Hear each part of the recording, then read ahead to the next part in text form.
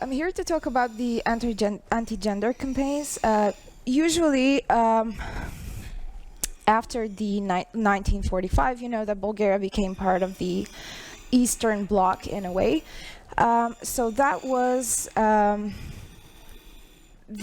what we got is a historical legacy of the as an ex-Soviet satellite and the cultural proximity to Russia. This is important, and the importance of it is that it is what is considered conservative right now in the country. Also, the Orthodox Christian narrative that also comes from the close cultural and religious proximity to Russia and to the ex-Soviet Union, of the traditional values and the interpretations, the traditional Orthodox interpretations of the Bible.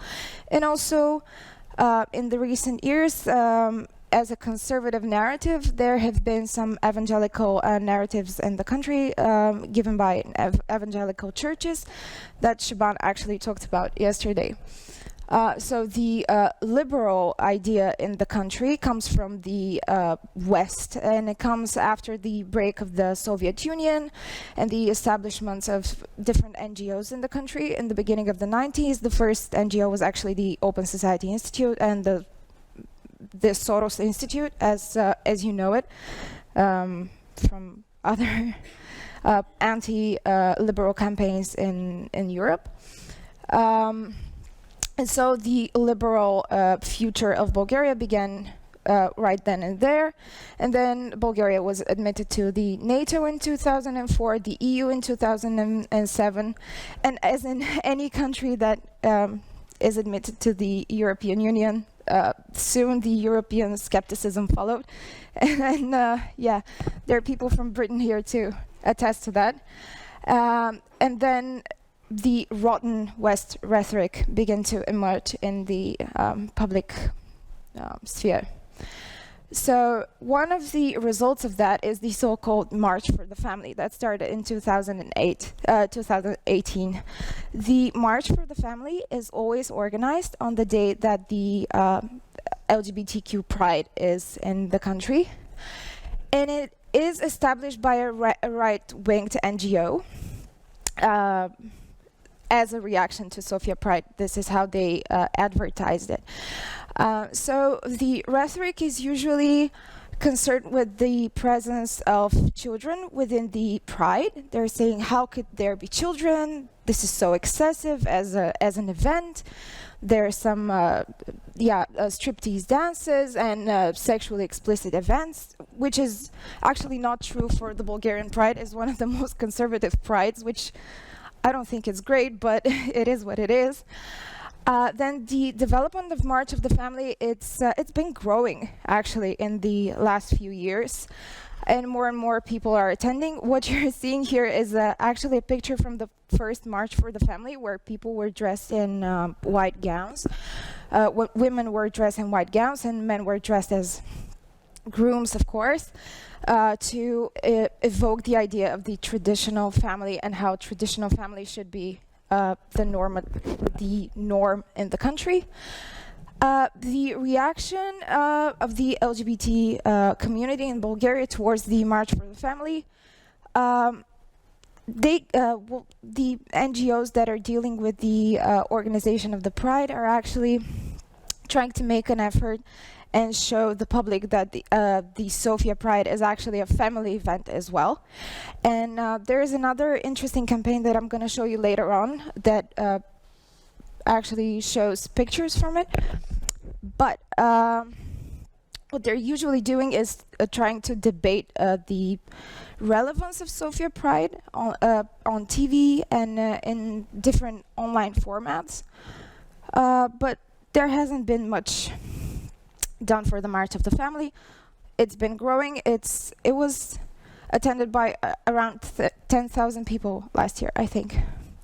So this is the reaction of the LGBTQI NGOs in Bulgaria. It's called Our Family is Inviting You to Sofia Pride, and it shows pictures of LGBTQ families, and they're saying, you know, we're inviting you to Pride. And what you're seeing here is the reaction towards the posters. As you can see, it says anti-LGBT. I don't know if you can see that clearly. And all the posters were violated. So the opinions of organizations such as ROT, it's a conservative NGO that is part of the organizational committee for the March for the Family, and the Bulgarian Socialist Party in the form of Cornelia Linova, its female leader. And of course, there's another party, Revival. Kostadin Kopekin is the leader of this party. Have spoken publicly about the Pride, and they have publicly elicited a negative reaction from their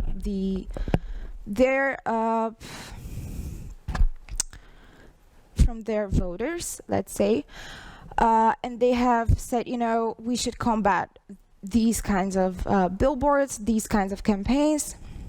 We have to combat the idea of denormalization of the LGBTQ family. So there has been little reaction after that from the Sofia Pride Committee.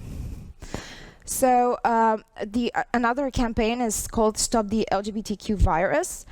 It's another campaign by those conservative parties. What you're seeing here says attention LGBT danger on the poster, and part of these campaigns are the gatherings of people who want to close off different events, different cultural events. One of them was on the movie Close, where members of one of the far right political organizations in the country stopped the screening, and there were fights in front of the theaters just so they wouldn't show the movie. They said the movie promoted pedophilia, and the movie was not about that at all. It was about coming of age of a boy who realizes is gay at some point, but that was not the point of the movie anyways. The second movie was called Cherubki. So it's the same organization that tried to stop the showing of that movie. And it was about a young lesbian woman who tries to reconnect with her distant father, which of course didn't sit right with the conservative political parties.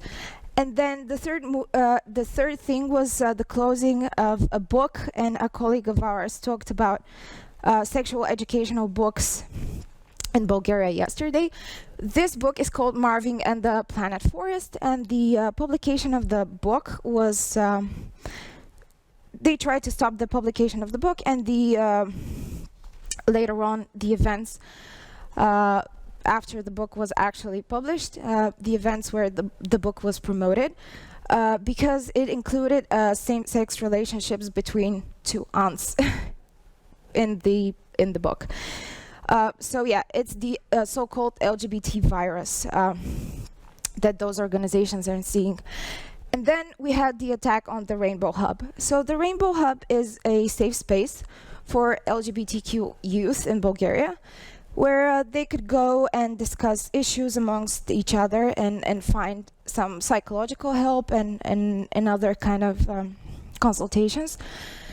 But what we saw is that a far-right political party, a different one from the ones I talked to you about before, broke and entered the community center, and actually what you're seeing is the result of that. Everything was broken. One of the volunteers was punched in the face. She is a lesbian woman. And then the leader of that party was persecuted. There were protests. Those are some pictures from the protests, because the activists, of course, couldn't just sit on that information and couldn't just not protect their community. So the Boyan Rasate, which is the leader, actually got sentenced to 6 months of probation, and then All the money were raised to create a new community center, better secured, in a matter of, I think, a week. So that was the reaction to that attack. Then came the problem with sex education in ninth grade biology. So in 2019, there was a need to create a new biology book because in Bulgaria, the so-called civic education is not in a specific subject. It's split between different subjects like chemistry, where you have ecology, and then you have history, where you have like ethics and philosophy, and then you have sex education in biology. So that's why they needed another book, because the other ones were really, really old. So the parents, some parents have protested the information that the fertilization of fertilization and individual development part of the book. They had that because the book said that people can, okay, 5 minutes, because people can experience sexual attraction to people from the same gender. And so parents were protesting, saying that those books were putting ideas into their children's heads, which obviously we know doesn't work that way. And then the book was attacked by Christian organizations, and then it went to the Constitutional Court because of the idea of the social sex. You know, Shaban talked about it yesterday, the idea of gender in Bulgarian, how it's not translated as social sex or gender the way it is in English. So because of the interpretations of the constitutional courts and the mention of the idea of gender in the books, the book had to be rewritten a bit, but however, it was still used in ninth grade biology, so that's kind of a win, I guess. And then we have a scandal with the so-called National Fund for Culture, where the National Fund funded a project of an LGBT organization to create, hold and promote an event starring 3 prominent Bulgarian drag queens. And the event was promoted on social media, where it caught the attention of the conservative parties and their public. And the narrative became that of how vulgar those events were, those LGBTQ events were, the public narrative on social media. So there was a demand for a check on how money has been spent from the National Culture Fund. And that is still going on as a scandal in the country, that the National Fund for Culture has funded a drag queen event. So the resolution was that the event was held. However, the rhetoric of the so-called Rotten West values is still persisting online and offline on social media. So what happened is that between 2020 and 2023, Bulgaria had 5 elections in the parliament for a parliament, and couldn't form stable governments. And part of the anti-LGBT narrative was used from conservatives and conservative party leaders to actually gain more votes during those 3 years. They used the Sofia Pride as a kind of token that they could use to elicit emotional reaction from conservative voters. So the main strategies that we see of resistance from the LGBTQI organizations in Bulgaria are they're providing legal assistance. So they're providing legal assistance to people who are members of their community whenever they need to. They're doing some advocacy. They have international support in terms of different international organizations that they're funding. And there is, of course, the community organization, and we can see that the community organizations are actually doing a lot of the work in for example, raising money for a new community center. However, what we saw in the Deborah case, and the Deborah case is the one where Shaban talked about yesterday, where a woman was brutally physically violated by her intimate partner. The problem with the definition of the intimate partner, as Shaban said, is an intimate partner is someone who you have been intimate with for at least 6 months. But the definition was an intimate partner violence is a violence that is committed from one partner to another. That was the initial, definition. And because of the Conservative Party members, it was changed to a violence between a man and a woman in an intimate relationship. So people that are non-binary or are not in a heteronormative relationships couldn't fall into that category of the law. Thank you. That was it.